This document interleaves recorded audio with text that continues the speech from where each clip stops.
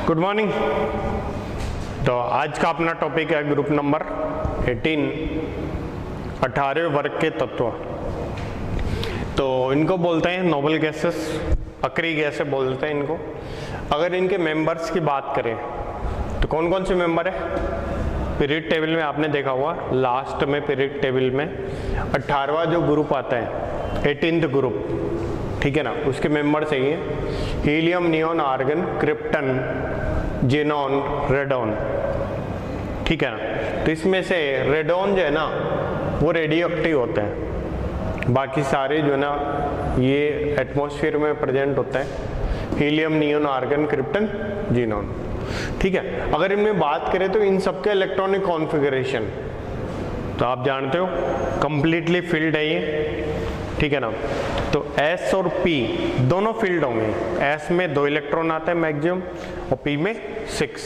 तो क्या होगा? NH2 NP6, ये इसका इलेक्ट्रॉनिक कॉन्फ़िगरेशन होगा इन सब का। और लेकिन हीलियम का क्या है? हीलियम में चूंकि फर्स्ट जो है ना वहाँ पर P एग्जिस्ट नहीं करता, 1P, राइट। तो 1 में केवल 1S ही होता है। तो क्या होगा? इलेक्ट्रॉनिक कॉन्फ़िगरेशन 1S2, ठीक है।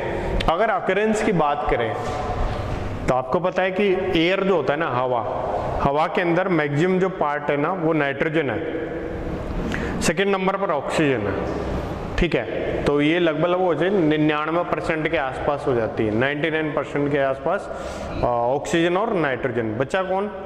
बाकी सारी गैसें 1% के आसपास, 1 से ज़्यादा है लेकिन लगभग 1% ही है।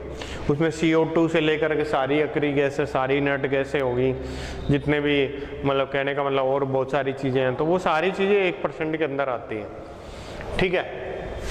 तो अगर हम बोल सकते हैं जो 1% जो एयर है ना उसका जो मेजर पार्ट वो आर्गन है, ठीक है ना। मैं एक बात बता देता हूँ, मेजर पार्ट का मतलब ये नहीं कि 1% में सबसे ज़्यादा आर्गन है, ऐसा नहीं कह रहा मैं। मतलब इसमें इन सारी गैसेस में, ठीक है ना, मुख्य रूप से कौन सी मिलती है? इन सब में ये आर्गन प्रेजेंट होती है, ठीक है ना। तो major part argon among what? Noble gases.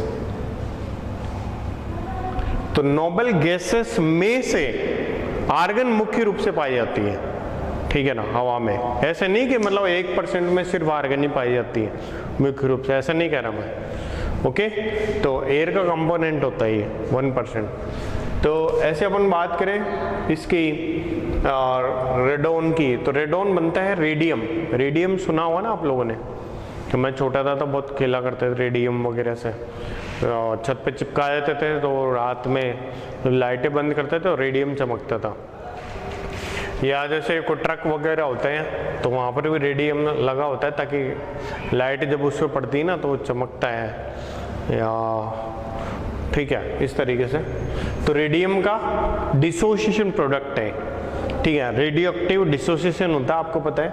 Radio सक्रिय पदार्थ होते हैं तो वो डिसोसिएट होते हैं। तो ये अल्फा पार्टिकल एमिट करता है। अल्फा पार्टिकल आपको पता है हीलियम होता है, तो ये 2, 4, तो ये रेडियम जिसका ये होता है कितना 86 एंड 88, दिस इज 86, 222 और ये 226। तो रेडियम का बाय प्रोडक्ट है, ठीक है। रेडियम का जब रेडियो सक्रिय रेडियो एक्टिविटी से विघटन होता है, डिसोसिएशन होता है, तब ये बनता है ये रेडॉन, ठीक है। तो ये तो इनकी कुछ बातें थी। अगर मैं इनमें और डिस्कशन पे चलते हैं अपन, तो जैसे इसमें पहला है ना, तो अगर हम बात करें वाई की, किसकी बात करें? वाई की। तो जैसे अपन बोल सकते हैं वाई कॉल्ड नोबल गैसेस। तो इनको अक्री गैसें क्यों बोलते हैं?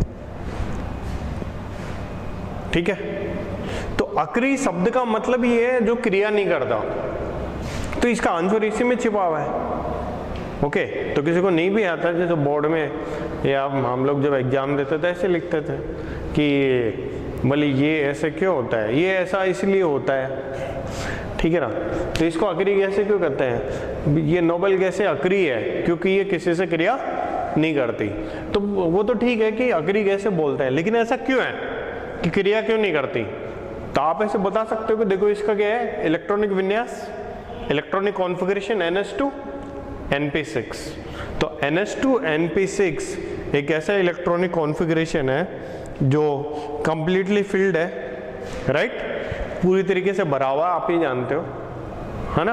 तो इसमें और जगह है क्या, नहीं है। तो पूरा फील्ड, कंप्लीटली फिल्ड होने के कारण तो क्या है, अगर मैं दो शब्द बोलूं तो कंप्लीटली फिल्ड इलेक्ट्रॉनिक कॉन्फ़िगरेशन या पूर्ण पूरित इलेक्ट्रॉनिक विन्यास के कारण ये अक्रिय है और वो किसी से रिएक्ट नहीं करते हैं, किसी से क्रिया नहीं करते हैं। अगर हमसे बात करें नोबल गैसेस की, राइट, तो जैसे अपन बोल सकते हैं कि ionisation energy, why ionisation energy is highest in a period, ठीक है। तो यानी कि एक आवर्त में उच्चतम आयनन ऊर्जा, क्यों, ऐसा क्यों है। तो मैंने पहले लिखा क्यों, ऐसा क्यों है, मतलब तो एक आवर्त में उच्चतम, उच्चतम का मतलब समझ रहे हो, उच्चतम का मतलब उससे ज़्यादा नहीं होती, सबसे ज़्यादा इसी की होती है, ठीक है। तो इसका रीजन भी आपके सामने है कि भाई ऐसा क्यों होता है, सब जानते हो आप लोग, बताने की ज़रूरत नहीं है, ठीक है। तो आप ये जानते हो ना कि 11वीं क्लास में आपने पढ़ा था, क्या पढ़ा है 11वीं क्लास में अगर किसी का इलेक्ट्रॉनिक कॉन्फ़िगरेशन स्टेबल है, राइट, तो इलेक्ट्रॉनिक कॉन्फ़िगरेशन स्टेबल होने पर उसमें से इलेक्ट्रॉन निकालना आसान होता है, मुश्किल होता है, बिल्कुल डिफिकल्ट होता है, राइट। तो आप ये बोल रहे हो कि भाई उसमें से इलेक्ट्रॉन निकालना, ठीक है ना, डिफिकल्ट क्यों है, ये तो क्वेश्चन है कि इलेक्ट्रॉन निकालना कठिन क्यों है, कि उसको इलेक्ट्रॉन को निकालने के लिए उच्चतम आयनन ऊर्जा की जरूरत क्यों पड़ती है, कि उसके लिए ऊर्जा की आवश्यकता ज़्यादा क्यों पड़ रही है। तो क्या इसका रीजन है कि हैलोजन का, सॉरी हैलोजन नहीं है, नोबल गैसेस है, तो नोबल गैसेस का पूर्ण पूरित इलेक्ट्रॉनिक विन्यास होता है जो कि स्थायी होता है। तो अक्रिय गैसों के स्थायी इलेक्ट्रॉनिक विन्यास के कारण, due to the stable electronic configuration of noble gases, they have highest ionisation energy in a period, ठीक है। अगर हम और इसकी बात करें कि भाई साहब ऐसा और चीजें हैं कि why they have positive electron gain enthalpy,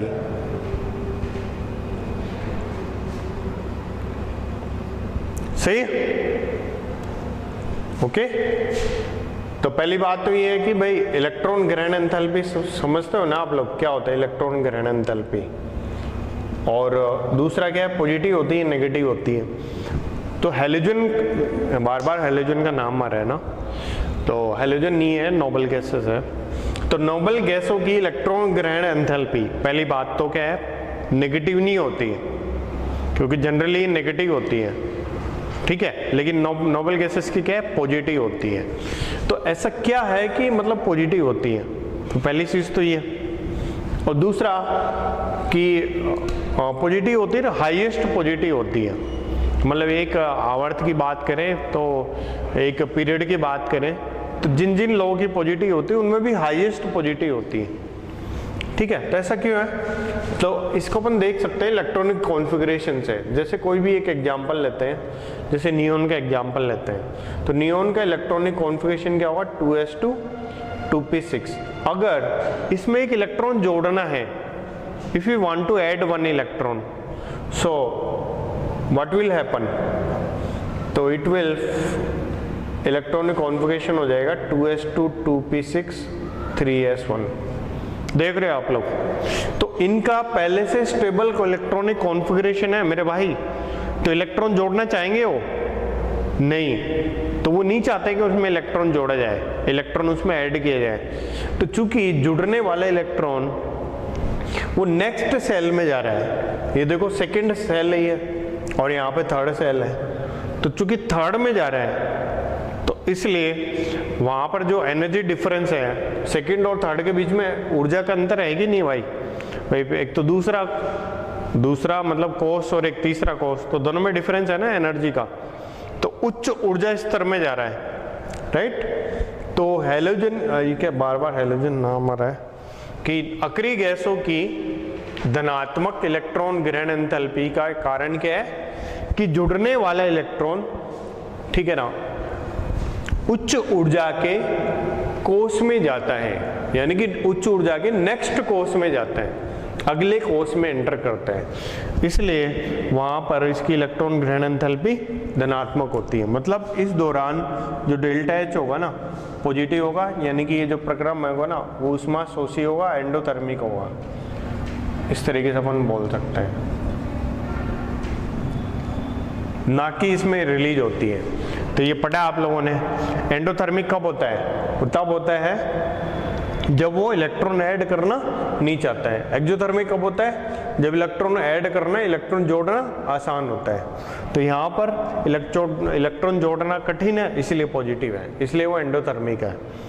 अगर अंग्रेजी में बात करें तो आपको वैसे पता चल गया होगा अंग्रेजी में भी, ठीक है, कि if we are adding, if we want to add one electron, it will go to high energy next cell, right, next cell में जा रहा है जो कि हाई एनर्जी की है। तो इसलिए ये जो प्रोसेस है it becomes what? एंडोथर्मिक, ठीक है। और एंडोथर्मिक होने के कारण इसकी जो इलेक्ट्रॉन गेन एंथैल्पी है वो पॉजिटिव होती है। तो ये कुछ चीज़ें हैं जो मैंने आपको बताई, ठीक है।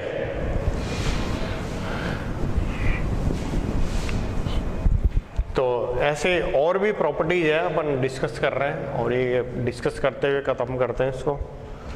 तो कोशिश करते हैं इस लेक्चर के अंदर ये नोबल ये गैसेस ख़त्म हो जाए, ट्राई करते हैं अपन लेवल बेस्ट, ठीक है। तो अपन बात करें एटॉमिक रेडियस, हाँ तो सीधे खिस गए।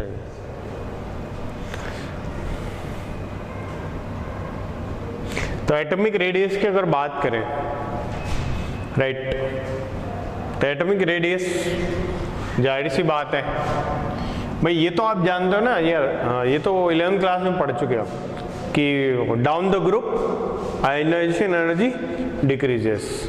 तो ये तो अपने 11वीं क्लास के हैं, है ना। Down the group what happens, atomic radius increases. तो मैं वो नहीं बता रहा हूँ, ये तो 11वीं क्लास में पढ़ा है ना भाई। 11th क्लास में अगर हम आयनाइजेशन एनर्जी की बात करें तो helium, neon, argon, krypton, xenon, ये किसका ऑर्डर है? ये आयनाइजेशन एनर्जी का ऑर्डर है, ठीक है। और यही किसका ऑर्डर है? यही साइज का ऑर्डर है, सही है ना। और अगर हम इसके बात करें तो आपको पता है ये भी, ठीक है, रेडियस के बारे में भी। तो मैं तो ये बोलना चाह रहा हूँ कि यानी कि जो ना एटॉमिक रेडियस का परमाणुक त्रिज्या या आकार, ठीक है, आकार की अगर बात करें, परमाणुक आकार या परमाणुक त्रिज्या की, तो मैं ये बोलना चाह रहा हूँ कि इनकी जो एटॉमिक रेडियस है ना वो हाईएस्ट इन ए पीरियड। तो यार ऐसा क्या है, मतलब एक आवर्त में उच्चतम क्यों है?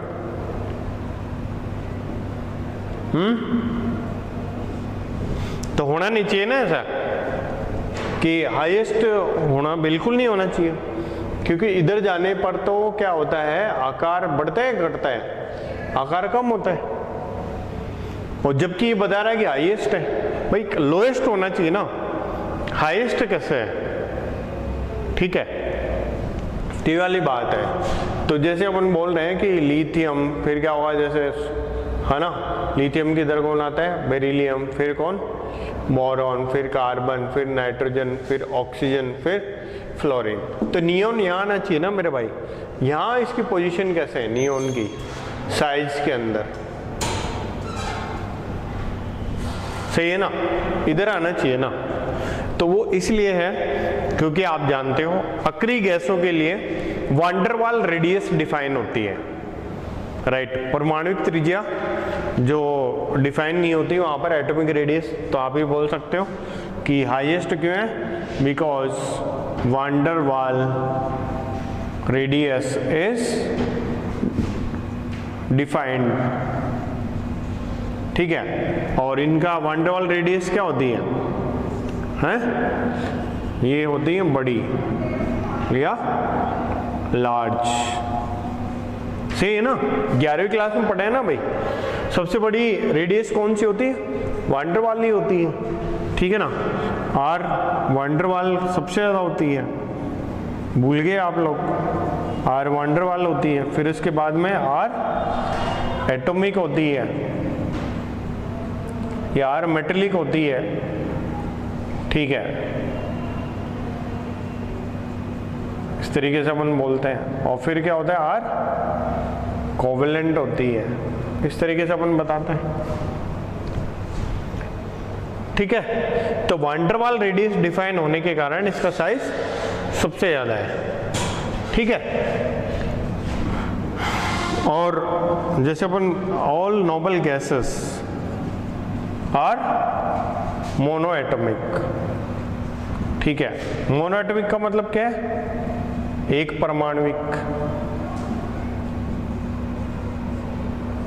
तो सभी अक्रिय गैसें है ना एक परमाणुविक होती है। तो जैसे अपन बोल सकते हैं, जैसे क्लोरीन कैसे पाया था Cl2, ब्रोमीन कैसे पाया था Br2, आयोडीन कैसे I2, हाइड्रोजन कैसे है, तो ये द्विपरमाणुविक है ना, दो दो एटम है यहाँ पर, डायएटॉमिक है ये, लेकिन ये सारे मोनोएटॉमिक होते हैं, राइट। तो जैसे इसमें देखो इसका फॉर्मूला मोनोएटॉमिक है, मोनोएटॉमिक, ये भी मोनोएटॉमिक, ये भी मोनोएटॉमिक, ये भी मोनोएटॉमिक, सारे मोनोएटॉमिक है। तो इसका क्या रीजन है, इसका रीजन आप जानते हो कि वो रिएक्ट नहीं करते हैं किसी से, ठीक है, तो कंपाउंड नहीं बनाती है, तो इसलिए वो मोनोएटॉमिक है, ओके। उनका ऑक्टेट पहले से कंप्लीट है, उनका स्टक पहले से पूरा है, तो वो आपस में क्रिया नहीं करती, आपस में बॉन्ड नहीं बनाती। So why they are monoatomic, they do not form bond with each other, right, because due to their complete octet, अष्टक पूरा होने के कारण।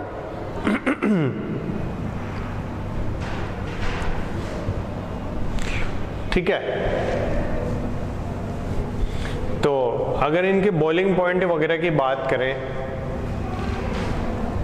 किसकी बात करें अपन, बॉइलिंग पॉइंट्स की, ठीक है।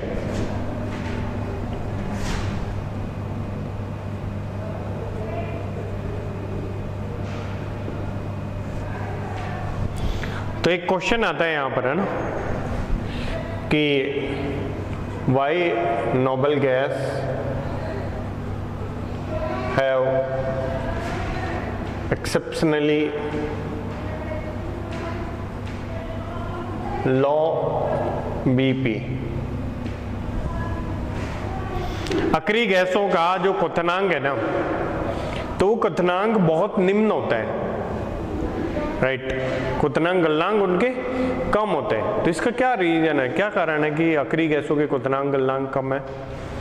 तो इसका जो रीजन है वो है, एक तो ये मोनोएटॉमिक होते हैं, राइट। तो पहला इसका रीजन है, they are what, monoatomic. Monoatomic का मतलब क्या होता है, एक परमाणुक है वो, सही है। अब एक परमाणुक है तो बोला कि द्विपरमाणुक होने से क्या फर्क पड़ेगा, तो आपको पता है ना भाई, अगर उसमें एक ही परमाणु है तो उसका अणुभार कम होगा ना मेरे भाई, ठीक है। द्विपरमाणुक है तो अणुभार डबल हो जाएगा। अगर मान लेते हैं अष्ट परमाणुक है, 8 एटम है, तो 8 गुना हो जाएगा ना अणुभार। और आपको पता है इसमें कि इसलिए इसका क्या होता है बताओ, वीक डिस्पर्शन फोर्सेस, ठीक है। इसलिए अपन क्या बोल सकते हैं कि इसमें वीक डिस्पर्शन फोर्सेस पाए जाते हैं, ठीक है, इस इस तरीके से अपन बोलते हैं। तो नोबल गैसेस अक्री गैसें एक परमाणुक होती हैं, इसलिए उसका अणुभार कम होता है। अणुभार कम होता है तो जिसके कारण, चूंकि लंदन बल या डिस्पर्शन बल वो डिपेंड करता है किस पे, अणुभार पे, ठीक है। तो अक्री गैसों के एक परमाणुक होने के कारण, मोनोएटमिक होने के कारण कि उनके बीच में या उनके अणुओं के बीच में, ठीक है, उनके मॉलिक्यूल के बीच में वीक वैन डर वाल फोर्सेस पाए जाते हैं, या वीक डिस्पर्शन फोर्सेस या वीक लंदन फोर्सेस पाए जाते हैं, ठीक है। और वीक फोर्सेस होंगे तो बॉइलिंग पॉइंट कैसा होगा, कम होगा ज़्यादा होगा, डेफिनेटली कम होगा। अगर इसमें बात करें इसमें तो कैसे बोल सकते हैं, सबसे कम मॉलिक्यूलर वेट किसका, हीलियम का, ठीक है। और सबसे ज़्यादा किसका है पता है आपको, वो helium, neon, argon, krypton, xenon.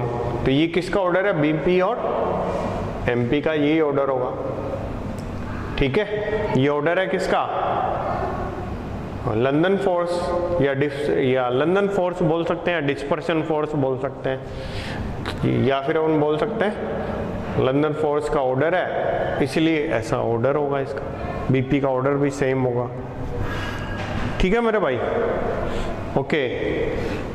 तो अगर हम बात करें केमिकल प्रॉपर्टीज की, किसकी बात करें अपन, केमिकल प्रॉपर्टीज की, ओके।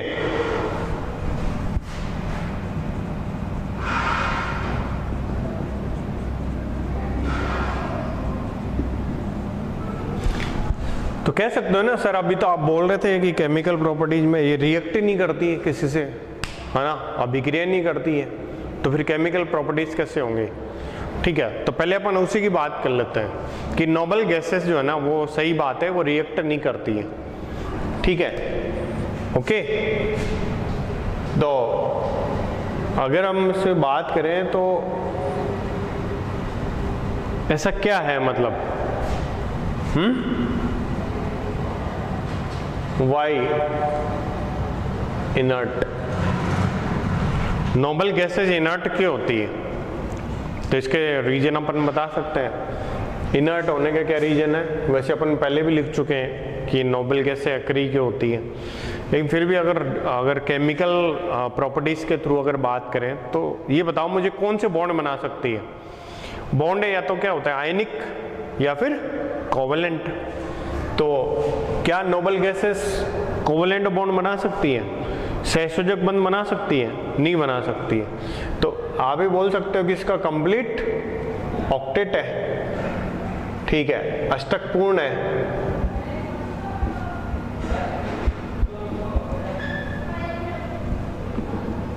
ओके। तो अष्टक पूर्ण है तो कोवेलेंट बंध या बॉन्ड बनेगा क्या, नहीं बनेगा।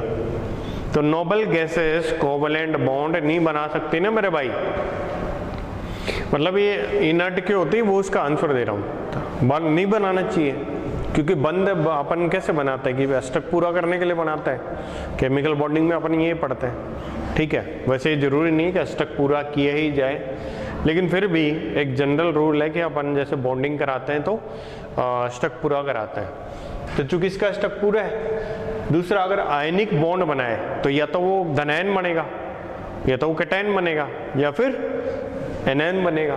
तो क्या ये कैटायन बन सकता है, नहीं बन सकता।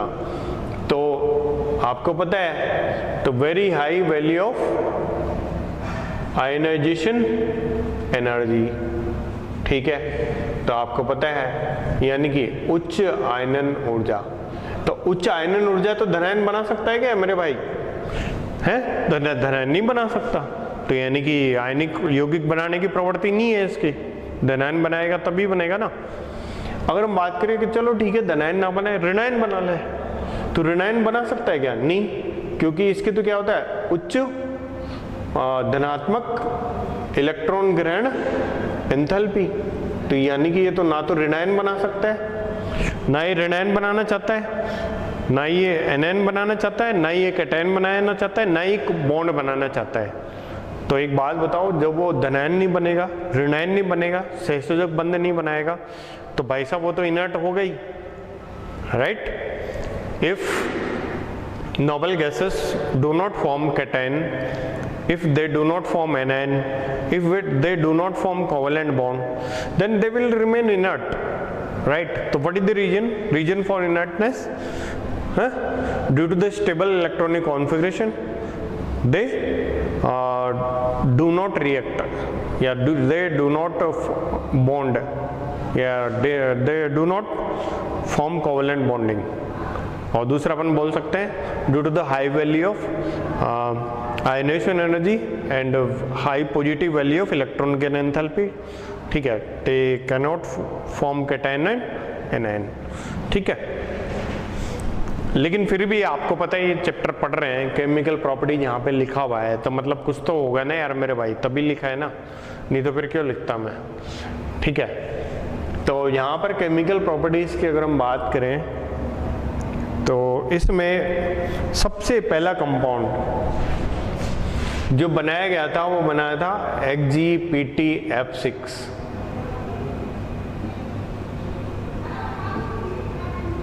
नील बर्टलेट,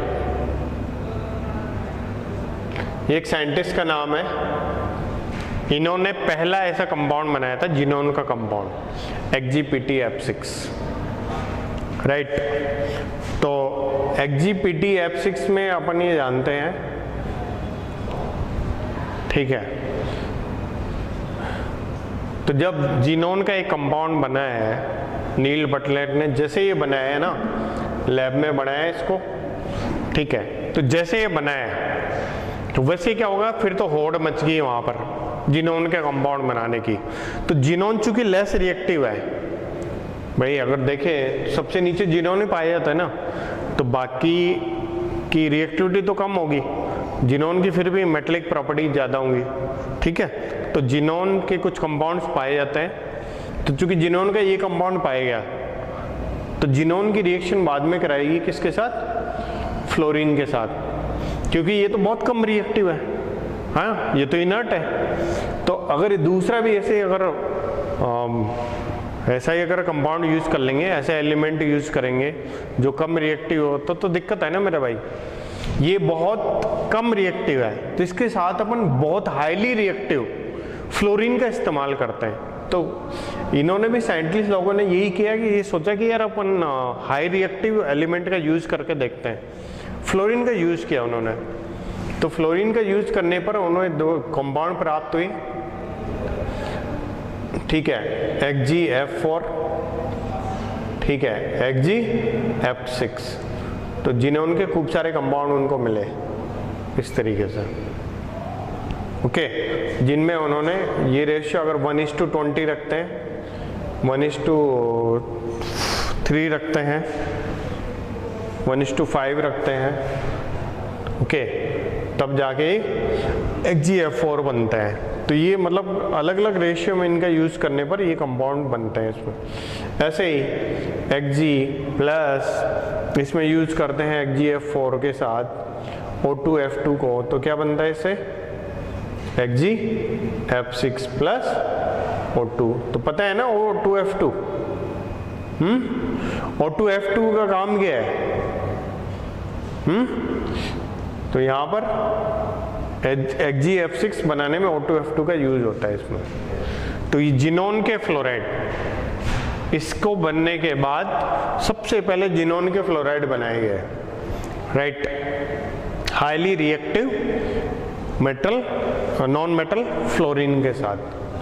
तो एक बार बताता हूँ, एक बार दोबारा से, ये यहाँ से शुरू करते हैं। नील बर्टलेट साइंटिस्ट थे, वो एक्सपेरिमेंट कर रहे थे नोबल गैसेस के साथ, तो उनको पहली सफलता मिली, पहली सक्सेस मिली इसके साथ।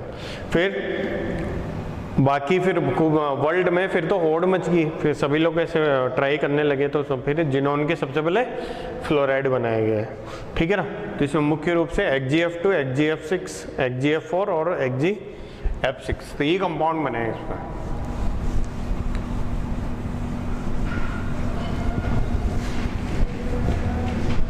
अगर हम जिनोन फ्लोराइड की बात करें, ठीक है, तो जिनोन फ्लोराइड कैसे होते हैं,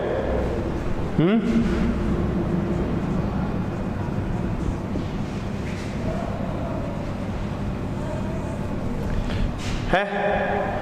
जिनोन फ्लोराइड कैसे होता है?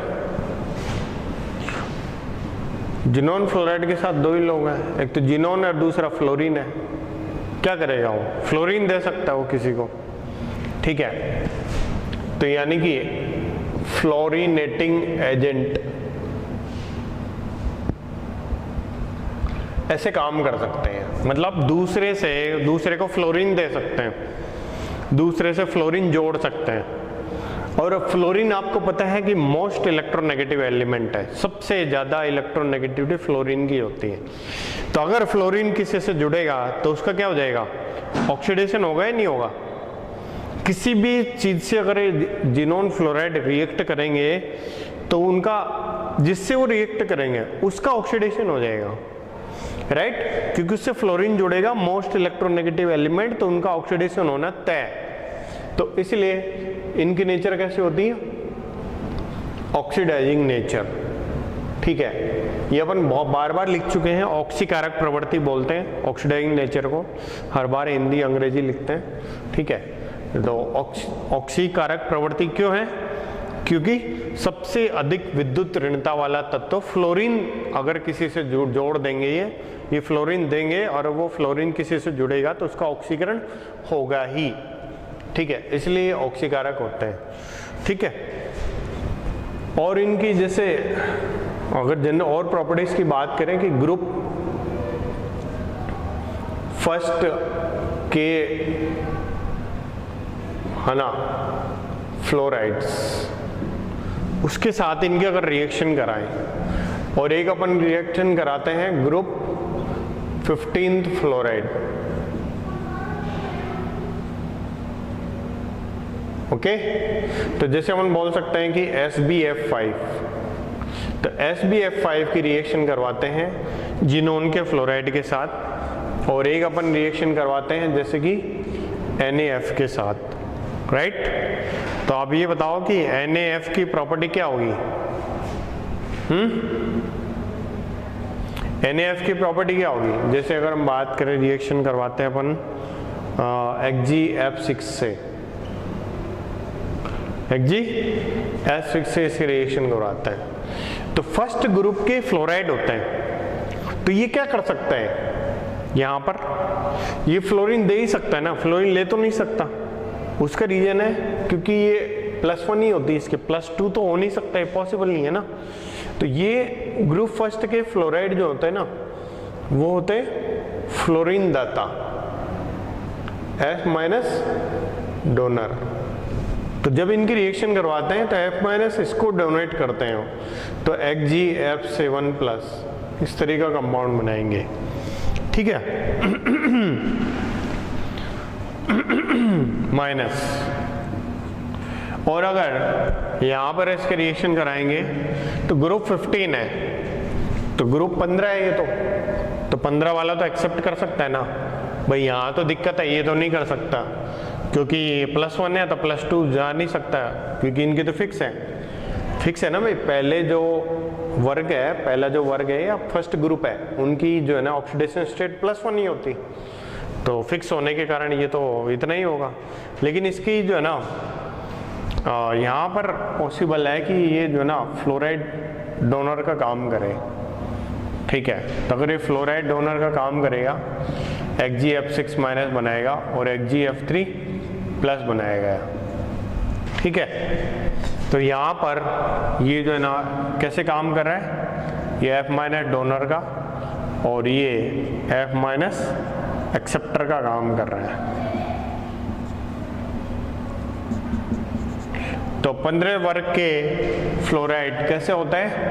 F- ग्राही या F- एक्सेप्टर होते हैं वो, ठीक है। और पहले वाले क्या होते हैं? F- डोनर होते हैं, ठीक है। तो गुड है। अगर इनकी हाइड्रोलिसिस रिएक्शंस की बात करें तो इसमें दो चीज़ें बचती हैं, तो हाइड्रोलिसिस और फिर इनका जो है ना यूजेस, फिर ये चैप्टर कंप्लीट हो जाता है, ठीक है। तो जैसे अपन बात कर रहे हैं कि इनकी जिनोन फ्लोराइड की हाइड्रोलिसिस, तो मेरे भाई हाइड्रोलिसिस में क्या करते हैं अपन, बताओ। तो हाइड्रोलिसिस में अपन ये याद रखेंगे, तो HgF4 होगा ना, तो उसका हाइड्रोलिसिस का प्रोडक्ट क्या होगा, HgO3, ठीक है। और HgF6 है तो भी हाइड्रोलिसिस का प्रोडक्ट क्या होगा, HgO3, ठीक है।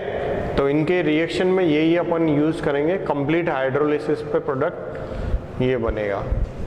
ये अपन बोल सकते हैं पूर्ण जल अपघटन,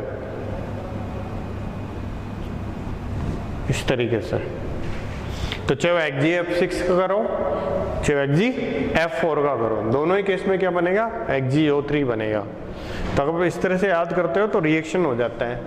तो जैसे HgF4 plus H2O, HgF6 plus H2O, HgF6 plus H2O, HgF6 plus H2O।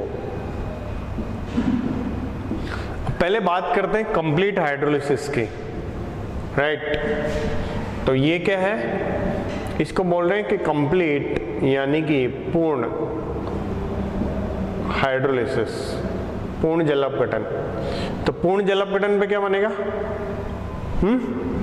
HgO3 और HgO3 प्लस HF, तो ये इसके प्रोडक्ट होंगे, है ना, ठीक है।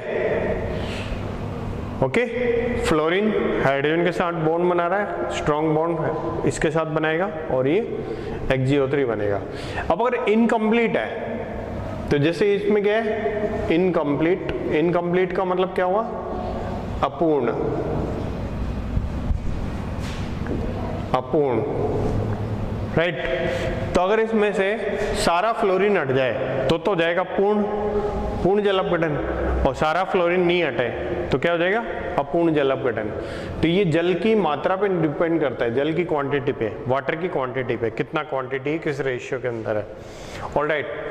तो इसमें जब प्रोडक्ट बनते हैं तो जैसे कि वाटर की क्वांटिटी अगर मान लेते हैं उसके अकॉर्डिंग लेते हैं तो इसमें बनेगा HgOF4 या HgO2F2, इस तरीके से प्रोडक्ट बनते हैं, सही है। तो अगर सबसे कम क्वांटिटी लोगे तो HgF4, और ज़्यादा लोगे तो HgO2F2, और ज़्यादा लोगे तो HgO3, इसमें कंप्लीट हो जाएगा। थोड़ा सा वाटर लोगे तो ये, और ज़्यादा लोगे तो ये, और ज़्यादा लोगे तो ये प्रोडक्ट बनेगा। बाकी साइड प्रोडक्ट आपको पता ही है, ये HF, तीनों में साइड प्रोडक्ट सेम है, HF है ना। तो इस तरीके से अपन बताते हैं, ठीक है। लास्ट नहीं, मतलब ये हाइड्रोलिसिस के लास्ट है। तो हाइड्रोलिसिस के प्रोडक्ट में अगर इसकी बात करते हैं तो इसका क्या प्रोडक्ट होता है, तो क्या पहले तो इन तीनों की बात करें, नॉट ए रेडॉक्स रिएक्शन, ये तीनों रिएक्शन रेडॉक्स रिएक्शन का एग्जाम्पल नहीं है, लेकिन ये वाला किसका एग्जाम्पल है, ये रेडॉक्स का एग्जाम्पल है, ठीक है। और इसके अंदर मैंने क्या बोला, अभी थोड़ी देर पहले मैंने बताया था, प्रोडक्ट क्या बनाना है अपने को बताओ, HgO3, तो HgO3 प्रोडक्ट बनाना है, ठीक है, पहली चीज तो ये। और चूंकि इसका ऑक्सीडेशन हो रहा है तो फिर भाई रिडक्शन किसका हुआ, तो रेडॉक्स में किसी का ऑक्सीडेशन होता है, किसी का रिडक्शन होता है। तो यार भाई इसका रिडक्शन पॉसिबल है नहीं, ठीक है, ऑक्सीजन पहले से -2 में है, ठीक है। तो रिडक्शन किसका हो, तो यहाँ तो दिक्कत होगी। तो रिडक्शन में किसका रिडक्शन होता है, जिनोन का ही ऑक्सीडेशन होता है, जिनोन का ही रिडक्शन होता है। क्योंकि यहाँ पर रिडक्शन किसका हो, ये समस्या पैदा हुई ना भाई। ऑक्सीडेशन हो गया HgO3 में, रिडक्शन पॉसिबल नहीं है किसी का भी, तो फिर इसमें इसी का हुआ। तो अपन क्या बोलते हैं, इसमें क्या डिस्प्रोपोर्शन होता है, डिस्प्रोपोर्शन यानी कि विसमानुपातन होता है,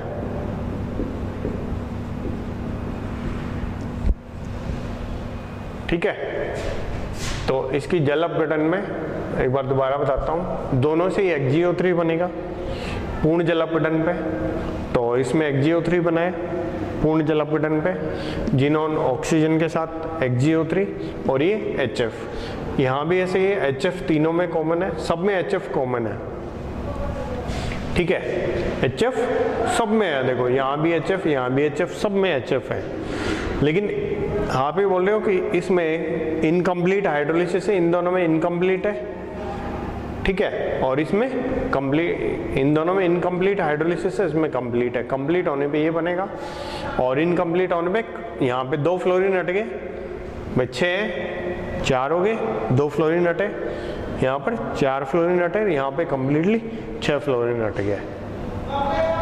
और यहाँ पर इसका क्या होता है, विषमानुपातन, क्योंकि ये तीनों तो रेडॉक्स अभिक्रिया नहीं है, ठीक है, क्योंकि आप देख रहे हो +6 से ये भी +6 में जा रहा है, तो रिडक्शन, ना ही रिडक्शन हो रहा है, ना ही ऑक्सीडेशन, ना तो बढ़ रहा है ना ही घट रहा है, तो ये रेडॉक्स रिएक्शन नहीं है। लेकिन यहाँ पर चूंकि ये रेडॉक्स हुआ, क्योंकि यहाँ पर +4 है जिनोन की और ये 6 है, तो ऑक्सीडेशन हो रहा है, तो रिडक्शन भी किसी न किसी का होगा।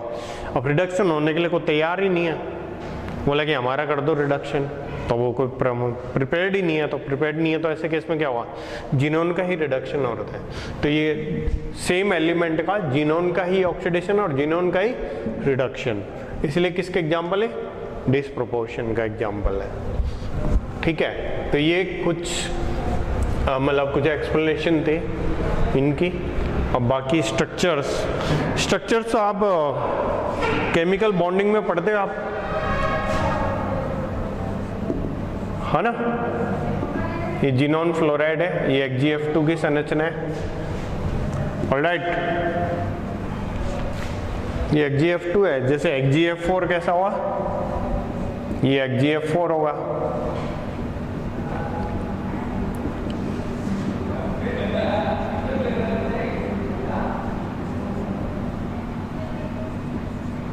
ठीक है, ये HgF4 होगा। HgF2 में 8 इलेक्ट्रॉन है जिनोन पर, 2 बॉन्ड बनाएंगे और 3 लोन पेयर हो जाएंगे, तो ये कौन सी लीनियर शेप हो जाएगा, रेखीय संरचना। इसमें क्या है बताओ, जो 8 इलेक्ट्रॉन होते हैं, 4 फ्लोरीन के साथ बॉन्ड बनाएंगे, बच्चे कितने 4, यानी कि 2 लोन पेयर होंगे, तो कौन सी संरचना बन के आ रही है, तो इसको अपन बोल रहे हैं वर्गाकार समतलीय, स्क्वायर प्लेनर ज्योमेट्री है। ऐसे अपन बोल सकते हैं HgF6। तो HgF6 कैसा होता है, HgF6 यानी कि 6 यहाँ पर इस तरीके से होंगे इसमें, और एक लोन पेयर होगा। तो अगर ऐसा होता है तो इसको क्या बोलते हैं, डिस्टोर्टेड ऑक्टाहेड्रल, क्या बोलते हैं इसको, विकृत अष्टफलकीय है। तो HgF6 की ज्योमेट्री होगी विकृत अष्टफलकीय हो जाएगी। ऐसे अपन बोल सकते हैं HgO3, तो HgO3 कैसा होगा, है पिरामिडल, ठीक है, ट्रायगोनल पिरामिडल, या अपन बोल सकते हैं पिरामिडी। तो ये सब 11वीं क्लास के है ना। जैसे HgO4 कैसा हुआ, ये HgF4 का स्ट्रक्चर हुआ, तो कैसा है ये बताओ, तो ये चतुष्फलकीय टेट्राहेड्रल है, ठीक है, चतुष्फलकीय